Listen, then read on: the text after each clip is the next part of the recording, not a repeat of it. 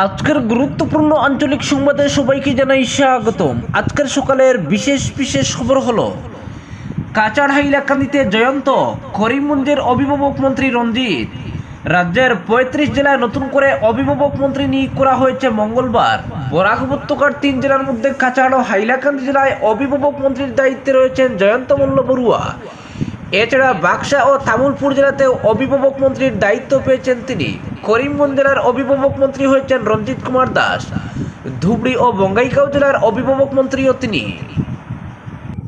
Kamrup metro ও নলবাড়ী জেলার অভিভাবক মন্ত্রীর দায়িত্ব পেয়েছেন অতুল বোরা। কুকরাঝাড় ও চিরাং জেলায় ইউজি ব্রহ্ম। গোয়ালপাড়া ও বিশ্বনাথ জেলার অভিভাবক মন্ত্রী অশোক সিংহল।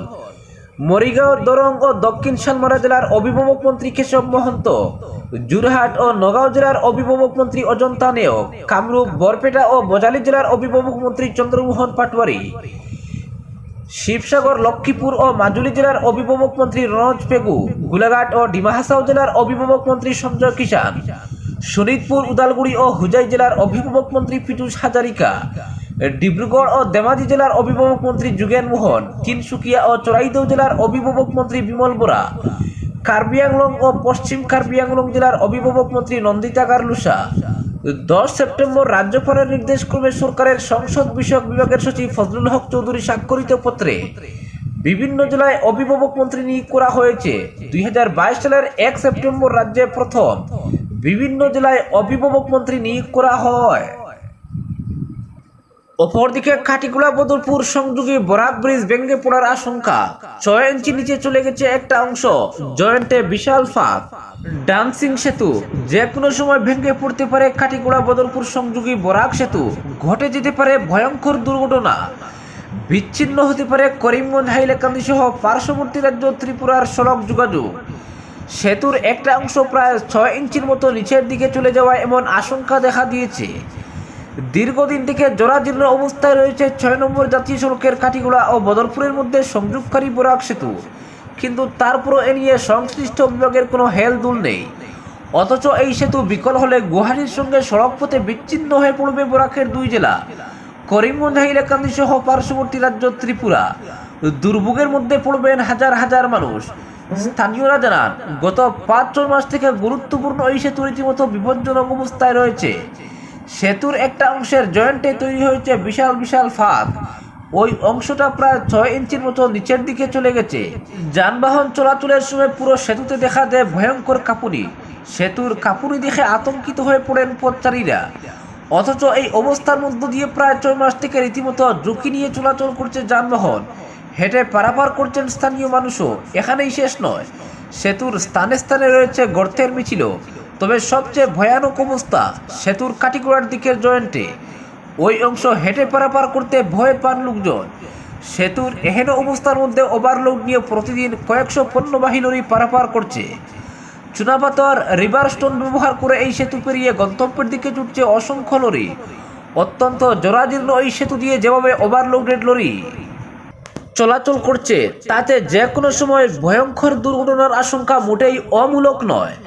বিষয়টি নিয়ে এবার সরব হয়েছেন স্থানীয় একাংশ মানুষ। ক্ষুব্ধ স্থানীয়রা সেতু সংস্কারের দাবিতে কাটিগোড়ার সার্কেল অফিসারের মাধ্যমে কাছাড়ের জেলা কমিশনারের কাছে মঙ্গলবার এক স্মারকপত্র পেশ করেছেন।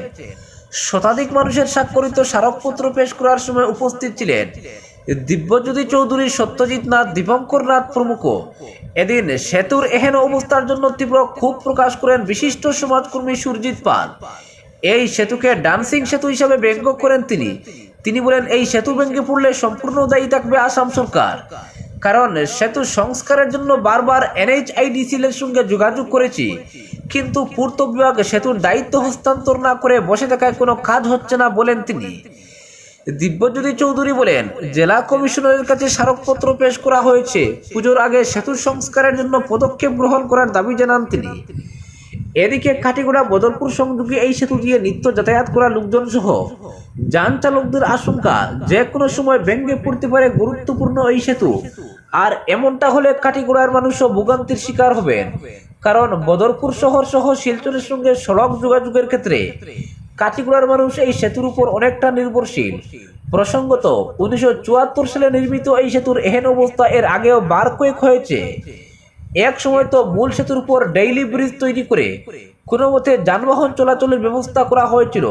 সেতুর বর্তমান অবস্থা এই সেতু দিয়ে চলাচল করা লোকদের সেই আগের দিনগুলোর কথা মনে করিয়ে দিচ্ছে। অপরদিকে বরাক উপত্যকাকে বাইরে রেখেই ৬ নং দফা রূপায়ণ, কমলাক্ষকে মুখ্যমন্ত্রী। ৬ নং দফা নিয়ে বরাকের উদ্বেগ সংরক্ষণ, ভাষানীতি নিয়ে আপত্তি। বিরূপ প্রতিক্রিয়ার আশঙ্কায় বরাক উপত্যকাকে বাইরে রেখেই আসাম চুক্তির ৬ নং দফা রূপায়ণে এগোচ্ছে সরকার।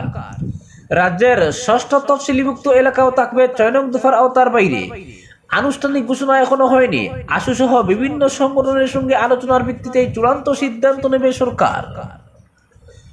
কিন্তু মুখ্যমন্ত্রী যে সেই পরিকল্পনা নিয়ে এগোচ্ছেন সেটা মঙ্গলবার ব্যক্ত করেছেন উত্তর করিমগঞ্জের বিধায়ক কমলাক্ষ দেব পুরকায়স্থের কাছে।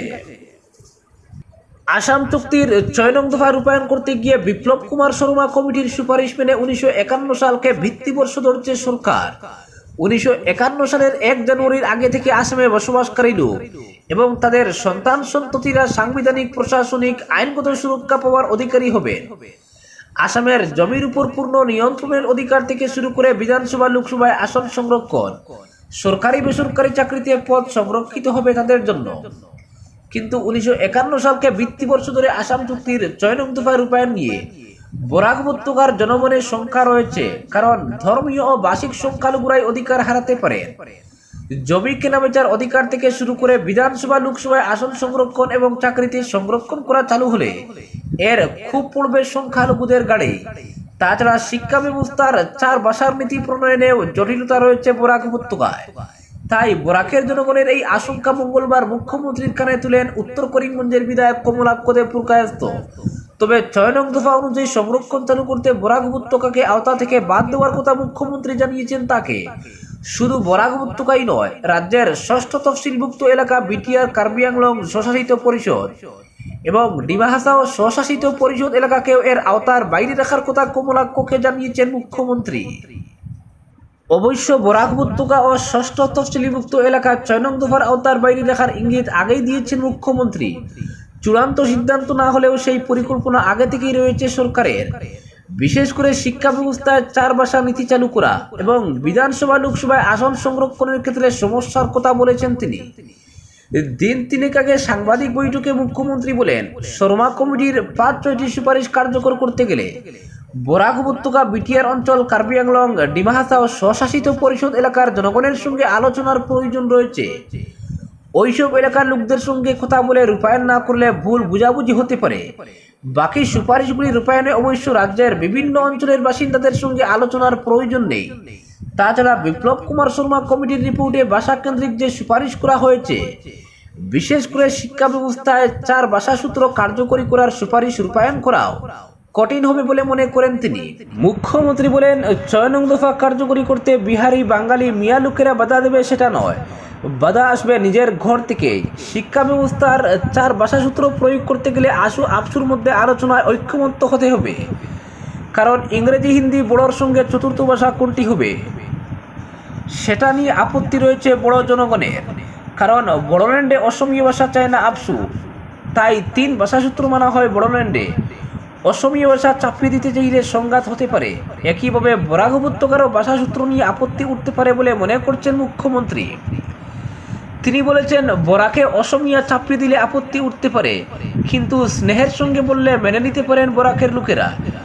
একইভাবে লোকসভা, বিধানসভায় ৮০% আসন সংরক্ষণেও আপত্তি উঠতে পারে আশঙ্কা রয়েছে মুখ্যমন্ত্রীর। তিনি বলেন, বিধানসভা, লোকসভার ৮০% আসন অসমীয়া লোকের জন্য সংরক্ষণেও অসুবিধা রয়েছে।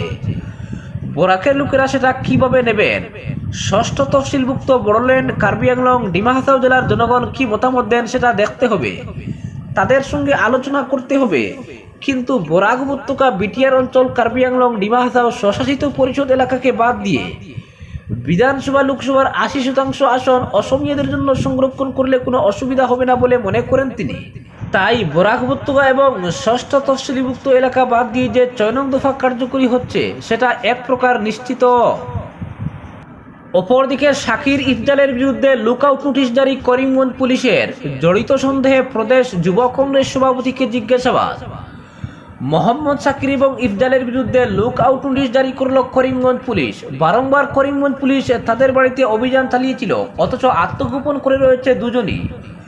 সোমবার রাতে করিমগঞ্জ পুলিশ বাকরশালে থাকা দুই অভিযুক্তের বাড়িতে তল্লাশি অভিযান চালায়, যদিও তাদের খুঁজে পাওয়া যায়নি।